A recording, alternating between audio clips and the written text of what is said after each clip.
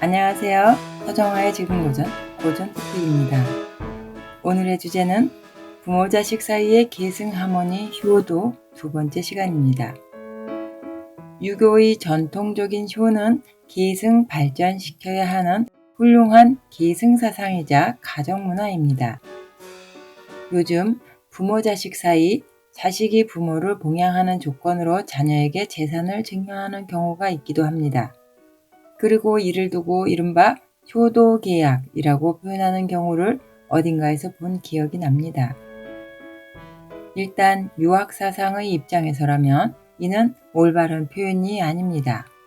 그것은 단순히 양육 내지 봉양계약이라고는 할 수 있어도 결코 효도계약이라고 표현할 수 없는 것입니다.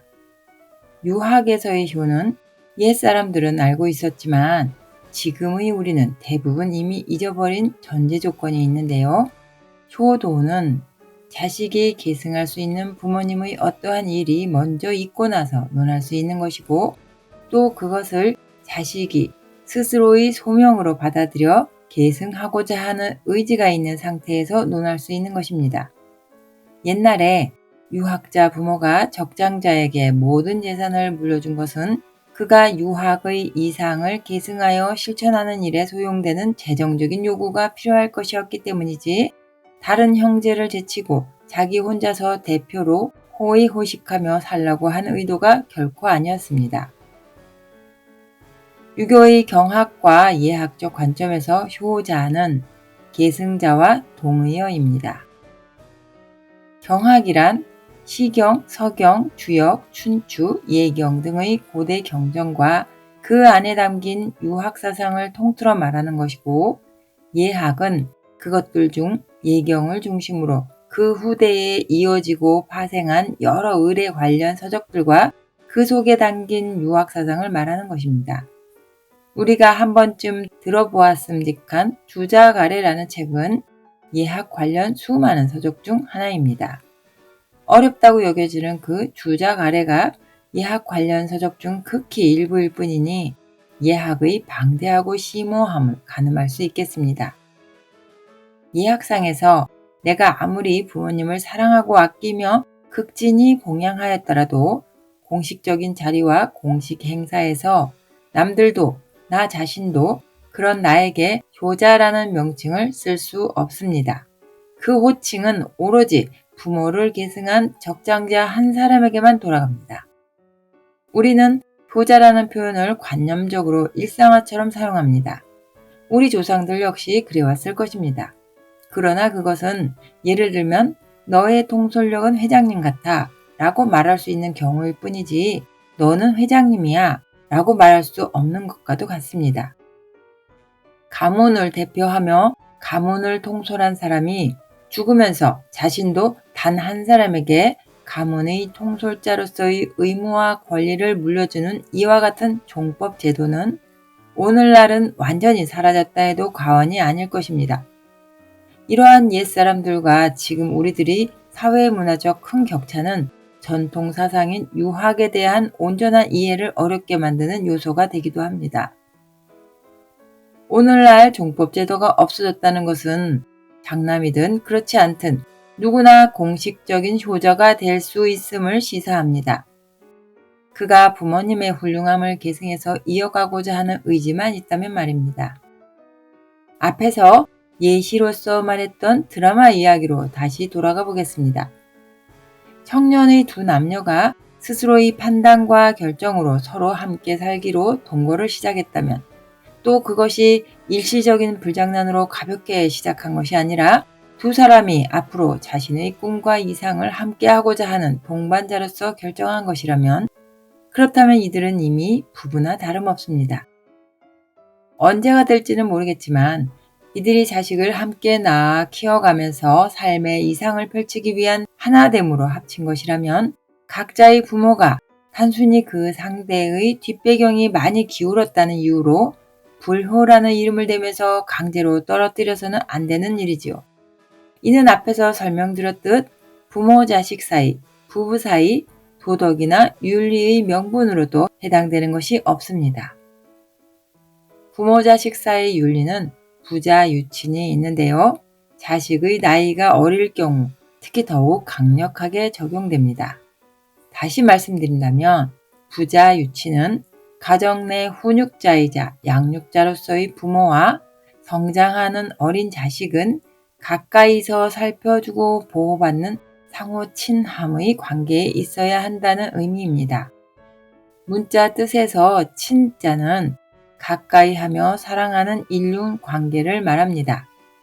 부부 사이 윤리인 부부유별은 남편과 아내 각자의 상대적이고 고유한 개별성을 중시하는 것입니다. 별자는 독립적 분별을 의미합니다. 언어 자체에서 보면 부부유별이라는 표현 속에 우리가 선입견으로 인식하기도 했던 차등적인 남녀차별의 의미는 찾을 수 없습니다. 중세를 거치면서 그러한 관념이 일정 부분 스며들었을 뿐입니다. 보통의 우리들은 조상으로부터 물려받은 위대한 사업이 대부분은 없습니다. 운이 좋으면 특별한 부모님, 좀 더 나아가 특별한 조부모님을 만나서 그분들 대에서부터 일군 무엇인가를 계승받겠지만 현실적으로 대부분의 사람들은 무엇인가의 스타트를 자기 자신의 대부터 아주 소박하게 시작합니다. 완전한 성인이 된 개인의 바로 그 위대한 출발의 앞을 부모라고 해서 막을 수 없습니다. 그 두 사람이 헤어질 것을 요구하는 그 말씀을 유학적 이상을 위한 말씀이라고 할 수 있는지는 각자 스스로에게 자문해 보면 알겠네요. 즉, 헤어지라는 부모의 말씀을 따르지 않는 자식을 무조건 유학에서 말하는 불효자라고 표현할 수 없다는 말이고 또한 논리적 모순일 수 있다는 말입니다. 전통적인 효사상과 관련해서 우리는 전통적인 제사 관행에 대해 논할 수 있겠습니다. 한 세대 전만 해도 우리는 돌아가신 아버지, 어머니, 할아버지, 할머니, 증조, 할아버지, 할머니, 고조, 할아버지, 할머니 이렇게 4대조 8분의 제사를 올리는 것을 누구나 해야 하는 당연한 것으로 인식해 왔었습니다. 이 4대조의 제사를 올리는 것을 4대 봉사라고 합니다. 이렇게 어느 가정에서나 모두 올리는 4대 봉사의 전통이 조선왕조 내내 그래왔던 것이라고 생각한다면 그것은 착각입니다. 실제 4대 봉사를 누구나 해야 하는 일반적인 것으로 인식한 것은 조선말 양반의 족보를 누구나 저렴하게 살 수 있었던 시기부터였다고 해도 과언이 아닐 것입니다. 그리고 전통시대 유교 예학자들 사이에서 자신들이 감히 4대조 제사까지 하는 것이 너무 참남한 행위가 되는 것은 혹시 아닌가라는 조심스러운 의문을 제기하는 경우가 있기도 했습니다. 4대조에 대한 제사를 한다는 것은 그만큼 그 4대의 조상들, 즉 아버지, 할아버지, 증조할아버지, 고조할아버지 이분들이 모두 국가나 사회 그리고 제사를 올리는 살아있는 그 후손들 모두에게 훌륭한 영향을 끼친 업적이 직접적으로 가시적으로 존재한다는 공식적인 표명과도 같은 것이기 때문입니다. 고대의 정통 유학 사상에서는 사회의 많은 수를 구성하는 보통 사람들이 할 수 있는 제사 대수는 부모 제사인 일대 봉사만으로 한정했는데요. 그것은 너무나도 당연하게 실제적이면서도 현실적인 상황이 반영된 것입니다. 우리는 대부분 고조 할아버지를 직접 뵌 적이 없고 또 많은 경우 그분이 후손들이 오랫동안 기억하고 품을 수 있는 어떤 훌륭한 행적이 있는지 잘 모른 상태에서 제사를 올립니다. 3대, 4대 후손들이 기억하지 못하는 업적은 허상의 업적이지 않을까요? 제사 행위의 근본 목적은 그 조상님의 행적을 잊지 않고 그분의 훌륭하신 행적과 정신을 후손이 잘 계승하여 이어가고 있음을 그 후손의 모든 사람이 함께하는 자리에서 공식적으로 확인하며 풍성한 음식물을 나누는 시간입니다. 그렇기 때문에 원래 제사를 지내는 시간이 귀신이 깨어있는 시간이 아닌 인간이 깨어있는 시간에 올리는 것입니다. 한밤중 12시가 아니라 해가 떠오르는 아침, 이른바 질명이지요. 주자 가래를 포함하여 유학의 모든 예서에서의 선조 제사 시간은 해 뜨는 아침, 바로 그 질명으로 되어 있습니다. 훌륭함의 시혜를 펼치는 영향력을 국가 또는乡村 사회에 끼치는 일은 국민 대다수 모두가 할 수 있는 흔한 일일 수 없기는 합니다. 그러나 분명한 것은 그 많은 그분들께서는 최소한 자신의 자녀들에게 훌륭한 부모였을 것입니다. 부모로서 그리고 사람으로서의 훌륭함을 자녀들이 알아주고 그분의 정신을 이어가고 싶어 한다면 정말로 삶을 잘 살아낸 분이라 말하지 않을 수 없을 것입니다.